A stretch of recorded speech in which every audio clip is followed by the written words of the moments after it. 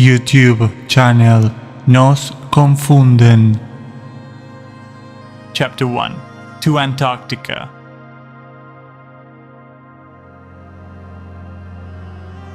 My name is William Morris, and the story that you are about to read, it is probably going to modify the current way of seeing the world. I know most of people will find it incredible, and believe me, even having experienced this adventure, having seen it with my own eyes and with all my senses, it was also incredible to myself. But the evidence is irrefutable for those who want to see it, and the memories indelible. Such evidence will be presented, and science will also change its perspective. Another path will be opened in the human mind forever. YouTube channel Nos Confunden. As for my personal life, I was a member of the Continental Navy, as the American naval force was called in the Revolutionary War. I was married to Lucy, and we were thinking of enlarging the family, but the war postponed every plan, as it usually does, with that pain that probably feel cutting the root of that shining tree that gives life to the garden, that immense pain that produces to move away from your loved ones and go to hell itself.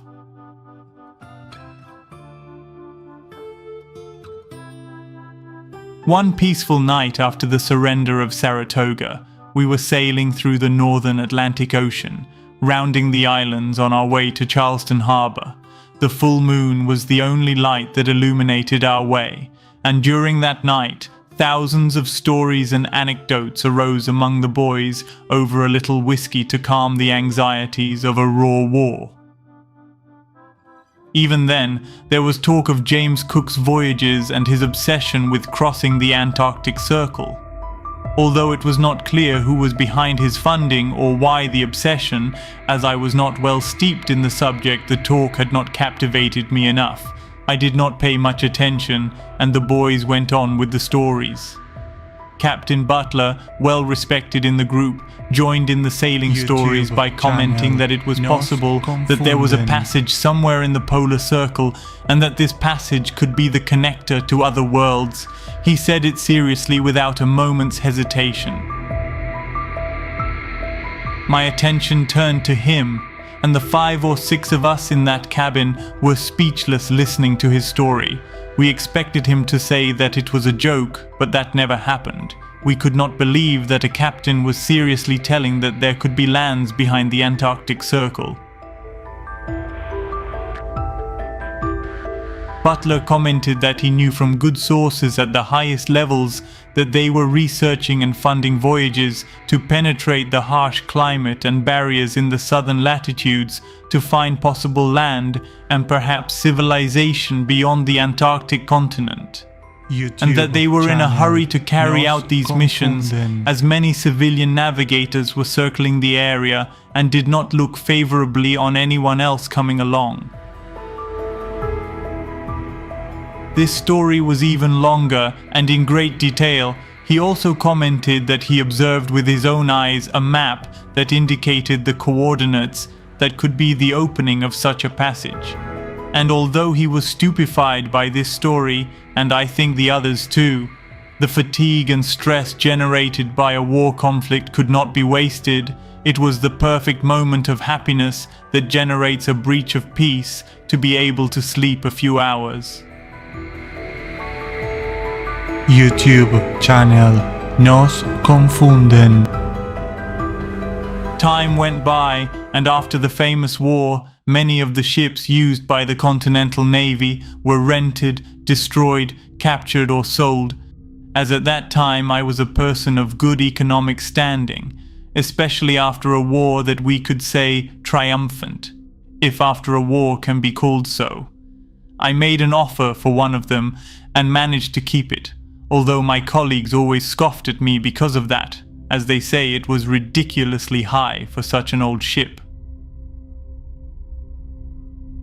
The idea of the exploration trip to the south, after Butler's story, generated even more interest for me to bid and keep the ship, although it needed repairs, therefore some extra money. YouTube channel Nos Confunden. I felt no guilt as I felt it as an investment, although I did not know the real danger of such a trip. I needed to provide myself with a great navigation equipment. Although Lucy was not happy about this plan, I was planning to leave Charleston by the end of November and head, with a few stops along the way, straight to the Antarctic continent. During the idea of forming the team, I talked to former colleagues. Some of them made the most ridiculous excuses, and I don't blame them either. The idea of such a trip was really not encouraging. Two of them, who were there that same night that Butler told his story, wanted to join as soon as I told them about the plan. But the most difficult part was to convince Butler, who had knowledge in navigation based on his experience and leadership, and also knew the coordinates where we should go.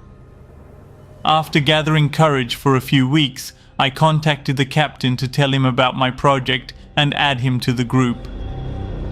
YouTube channel Nos Confunden. It was difficult to convince the captain of such a plan, and although in his voice I noticed some enthusiasm, he declined my offer, and it was like that for a while. Unexpectedly, on the morning of October 11th, he showed up at my home with another companion named Fint. He had maps that I had never seen and was full of documents that very few eyes had read. He told me that he accepted the deal, but that he was willing to understand that it could only be a one-way trip. Then I understood that we had to take this trip professionally. The adventure was about to begin. YouTube channel Nos Confunden. Chapter 2. The Custodians.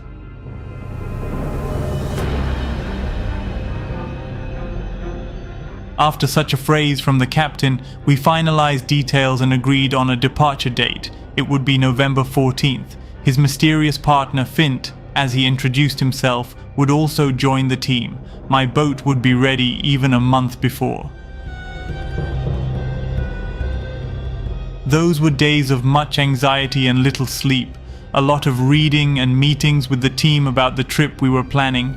We fantasized about the most incredible adventures, but reality was about to surpass any possible fiction or imagination. On November 12th, just 2 days before leaving, Fint, Butler's partner, showed up at my door with another man who looked even more mysterious than him. All dressed in black and with a strange accent, he told me it was urgent and I made them enter my home.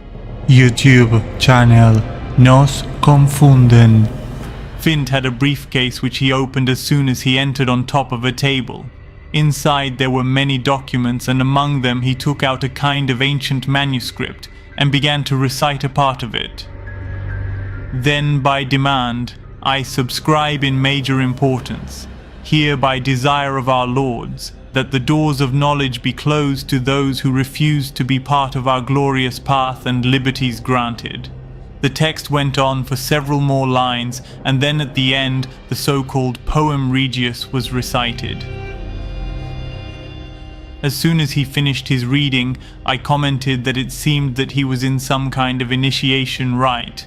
It was then when Fint commented, "Exactly, comrade, precisely those who did not pass this initiation are the marginalized. Better said, we are the marginalized." "Fint," I demanded, "please explain a little. I am not understanding anything. What does this text mean? And what does it have to do with our trip?" "Look," Fint commented, "I am going to explain a little of the situation. This manuscript belongs to the custodians, as we call them, or as they call themselves, the sun gods. And they found out about your trip through Butler. The high spheres are aware of it, and it does not make them happy. This manuscript raises that they will not let anyone leave these lands by demand of the lords." YouTube channel Nos Confunden. The situation could not get any worse. An adventure that was already risky enough due to the harsh weather and everything that could happen to us due to natural events, now we were adding these unknown enemies. "Who are these custodians?" I asked. Fint went around in circles, and his strange friend opened his mouth for the first time, interrupting. He commented that these custodians were not happy about our trip, and that was the only thing they could tell me. Fint then suggested that we should cancel it, that it wasn't worth risking our lives. He said it with a threatening tone. That's when I then invited them to leave my house immediately. His strange friend looked at me defiantly, and they left. After a few minutes I tried to communicate with Butler to ask him what was happening, and comment on the situation of this strange visit. Butler never answered, neither that day nor the following ones. I gathered the emergency team to analyze how to continue. This travel plan was becoming dark and sinister, but an inner force pushed me to continue. The passage to other lands was becoming even more real but also more dangerous. We met with the whole team. Butler was not there. Nobody knew about him for weeks. He was missing. I told them the whole sequence about the visit of Fint and his partner. Also about the manuscript. Walter said he had heard something about the custodians, but he was not sure who they really were, or if it was a secret organization. The situation was not at all encouraging. Butler did not show up, and the plan without him seemed impossible to carry out. Besides the risk it seemed to entail against an unknown organization that was chasing us without even having left port. We made the decision to postpone the trip again until we could find Butler. We would try again to find him at his home the next day. As expected, we were unable to find Butler, and the chances of the trip were being destroyed by the minute, along with the concern of the captain's whereabouts. The team also communicated with other known people and members of the naval force. Nobody knew anything about him. It seemed as if he had been swallowed by the earth.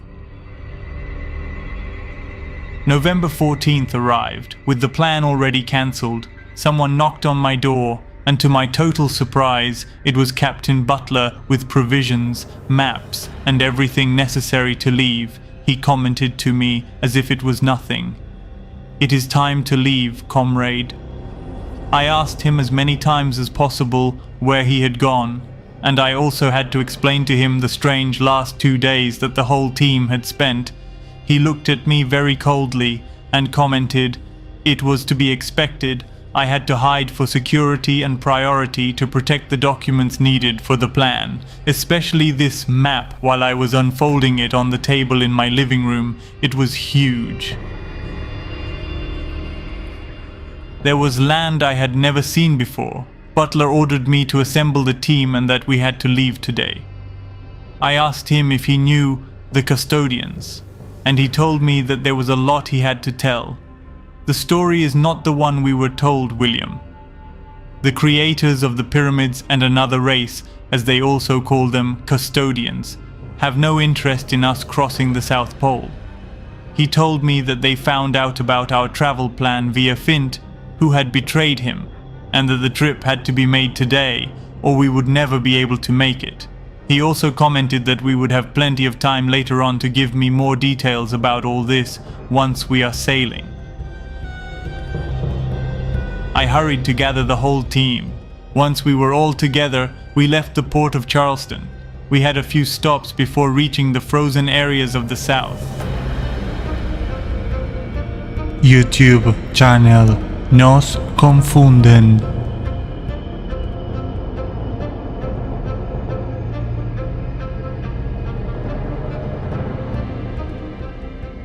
Chapter 3. We have crossed the walls. We set sail at last from Charleston Harbor. Captain Butler was leading this adventure that we calculated between a few stops to arrive with enough provisions. We would be reaching the cold Antarctic waters in about 140 to 150 days at the most. As we left, we all had a mixture of excitement and panic from everything we had experienced in the previous days. We were also not quite sure why Butler had hidden himself in this way. Had we become the enemies of a force we were going to be able to actually face? Butler also mentioned another race. What had we really gotten ourselves into? The days went by and everything was going very well. We had plenty of provisions and the companions were encouraging each other. Beyond some sporadic storms, the ship withstood the winds very well. When crossing the equator, we made some stops and stocked up again on the advice of the captain, who told us that the trip was going to be longer than we expected. In the case of being able to cross the South Pole, we were also able to bring some cases of bottles of alcohol. Although the heat of the tropic at that time did not let us think clearly, it was known that times of darkness and cold in the black waters of the South were approaching. The second night of leaving the last port straight to Antarctica, I was on deck looking at the horizon and thinking about this adventure. The memories came all together to my mind, everything I left behind, and if this turning against someone powerful was really worth it. I had an inner fire of curiosity to know about this passage, if it was really possible to cross it. I wondered what would be behind. While all this was going through my mind, Butler approached. YouTube channel Nos Confunden. Already cold, comrade. You can't imagine what awaits you then, he asked me. So you've been there? I asked again. Where do you mean, in the southern waters? Yes, of course, Butler affirmed. That story you were telling that night, was it about you? I was there, William. I saw that passage with my own eyes. That's why I'm wanted. All doubt left my mind. The captain then gave a clear version about his past voyage. The lights went on in me and illuminated all curiosity. I couldn't wait to fill him with questions, but he stopped me right there, almost as if reading my mind. Then he told me, "Don't worry, William. You will see it too. You will see what I saw with my eyes, and you won't believe it either. And I'm not just talking about the passage. But I won't talk about it until we can get there." The captain closed the conversation at the best moment. I had as many questions as the reader will have at this moment, and I assure you that they will be answered in due time. The intrigue ate me inside, and my face was the same tone as the reddish sun that began to appear on the horizon. At 138 days, we were in the icy waters, and the sudden difference was abysmal. The water was dark, and as dark as the waves that swung us from one side to the other. The storm that had been chasing us for 8 days was getting worse. The captain was calm, and that gave us some security. But every time a wave crashed against our boat, in our minds, we could not remember the warm home we were leaving behind. But I was confident in this mission. I knew somehow that it was going to give us its fruit. We crossed a huge mountain that we had as a reference, where warm and cold winds intermingled even under the snow. As strange as the waters we were sailing, it is very difficult to describe this place. It is simply unique. It has a beauty that enamors, even being aware that a second is enough to end your life against the huge masses of ice floating around. We were now sailing parallel to a giant wall of ice that loomed. We calculated that it would be between 80 and 90 meters high. And in some places there were peaks of even more height, but it was impossible to see it. The sleet could be seen up to a certain height. What we noticed and called our attention, except the captain who had already experienced it, is that reddish and yellow color that sometimes appears on the horizon, as if a ravenous fire of some forest was raging behind. Near this giant mountain, blocks of ice fell like absorbent cotton on a mattress of snow, forming a steep slope where the snow water melted and cascaded into the sea. An imposing image with this kind of reflection of fire behind. If this were portrayed in a painting, they would pay millions to have it. This view, overwhelmed with a unique beauty and a sepulchral silence accompanying the lonely boat, that the team decided to name The Secret. YouTube channel Nos Confunden. The weather was inhospitable. It did not give us any respite. The fight was daily against the waves and the wind, the danger of collision against the great masses of ice and the water that fell on us like an eternal cry from the sky. We decided then to approach again to the enormous mount. The strange heat emanating from the melting ice all around gave the strange appearance that it did not fit, that it should not be there, but it even seemed to generate a different climate. We decided with the captain to skirt it as much as possible and investigate thoroughly this strange portion in front of the giant ice barriers. Butler shouted my name and called me on deck. A passage opened up behind between the giant frozen walls. The happiness that enveloped us was unexplainable, but we knew that we would not be there for a long time. Butler did not hesitate for a second, and we were all stunned. The ship was heading that way. The captain seemed to know what he was doing and left the boat parallel to the promontory, and then a kind of current took us inside without even thinking twice. We were dragged by an enormous force. Fear paralyzed us. We brushed the edges of that wall several times. All this panic lasted 3 or 4 minutes, but inside us it seemed to be eternal.